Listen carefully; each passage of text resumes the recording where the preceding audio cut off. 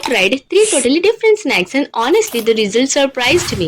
Actually हा vlog 28 डिसेंबरचा आहे आणि त्या दिवशी हे 3 स्नॅक्स ट्राय केले होते. त्यातला पहिला आहे छेडाज पास्ता मसाला. दिसायला अगदी पास्ता सारखाच आहे पण टेस्ट पूर्ण वेगळी.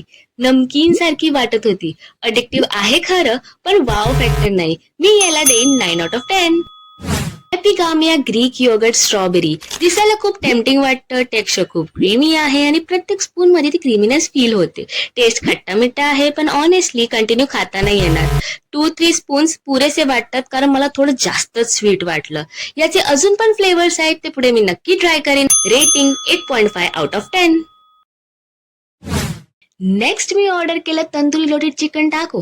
हा ऑर्डर आला ना तेव्हा एका टाकोची फिलिंग बाहेर आली होती. टेस्ट स्पायसी होता पण एक्सपेक्टेड मजा नाही आली. लोडेड नाव आहे पण फिलिंग तितकी लोडेड नाही वाटली. बाहेरून भारी दिसतो पण आत कॉन्टेंट कमी वाटलं. पण त्यातला जो ग्रीन सॉस आहे ना तो ऑनेस्टली खूप टेस्टी होता.